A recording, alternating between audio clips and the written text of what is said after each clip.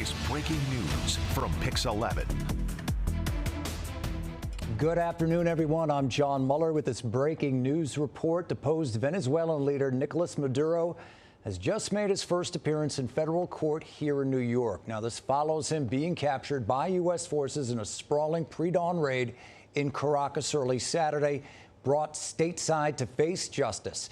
The action, the boiling point after months of mounting tensions. Maduro pleading not guilty just a little bit ago to narco-terrorism conspiracy, cocaine importation conspiracy, possession of machine guns and destructive devices, and conspiracy to possess machine guns and destructive devices.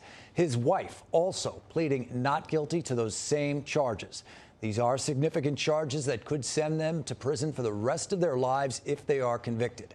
The 25-page indictment says Maduro used his power to sell diplomatic passports to drug traffickers so they could smuggle thousands of pounds of cocaine into the United States under the cover of diplomacy. Well, today, Air 11 capturing video of Maduro being taken by helicopter from MDC in Brooklyn, where he is being held to Lower Manhattan. He got to court around 7:45 a.m. Maduro being brought here to face justice, creating a lot of questions about the future, of course, of Venezuela and how the U.S. factors into it. President Trump saying last night that the U.S. is now in charge, that's a quote, of Venezuela. We have team coverage of the appearance and the scene in Lower Manhattan with demonstrators showing up for this appearance. Jay Dow leading us off right now. Jay, you were in the building. What was it like? Well, John, it was a remarkable scene having the head of state inside the courthouse, the same courthouse that just a few minutes ago we were all here for the Sean P. Diddy Combs trial. But this time it's the head of a sovereign state, Nicolas Maduro, and he was defiant, speaking in Spanish, everything being translated through an official translator, telling the court when asked by the judge, saying, quote, that he was innocent. I am not guilty. I am a decent man. I am the president of my country. Telling the judge that he had not read the 25-page indictment, but he had seen it, and he has spoken partially, quote, to his attorney about that topic. He waived the reading of the full indictment, again reiterating at the end of his comments that he is innocent. His wife doing the same. His wife sitting 3 seats to his left in a courtroom. There's a 5-member prosecutorial team, and Maduro is represented, and his wife, both by 2 high-profile attorneys. This was an arraignment that was rather straightforward. The next time they'll return to court will be March 17th. Both sides, the defense and the prosecution, agreeing on that date to give the defense enough time to review all of the discovery that will be coming through. Mountains of discovery we should expect to be coming through.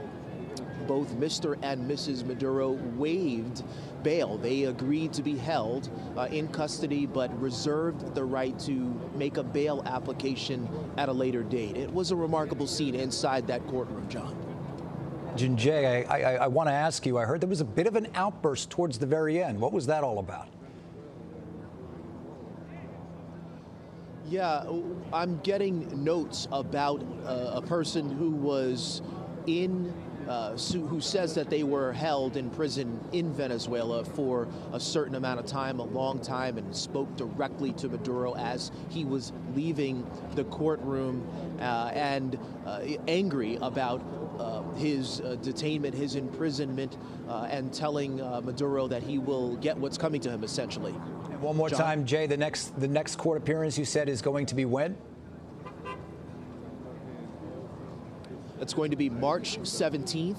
That's 60 days, giving the defense enough time to review all of the discovery, a floodgate of discovery, a legal term for the evidence. Both sides are entitled to see the same set of evidence in any trial so that it is a level playing field when you get to trial.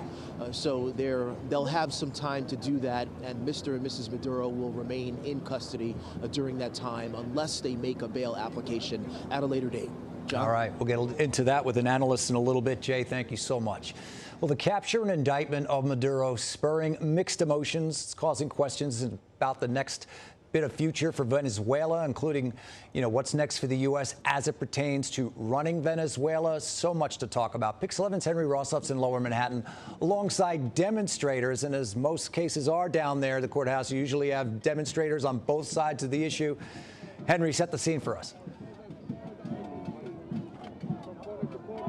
Yeah, a loud and at times intense scene here with protesters on both sides of this issue. Technically, where I'm standing right now are protesters who are opposing the capture of Nicolas Maduro and actions by the Trump administration. But if you pan over to the other side, separated by police and barricades, you can see that side is predominantly a little bit larger, and the people who support what the Trump administration have done and made the argument to me that the capture and removal of Maduro is best for the future of Venezuela and best for United States interest. Take a listen to someone I was speaking with on the other side just a short time ago. I came out to show support. I like what Donald Trump is doing. He just freed the Venezuelan people, and I'm so grateful. God bless Donald Trump.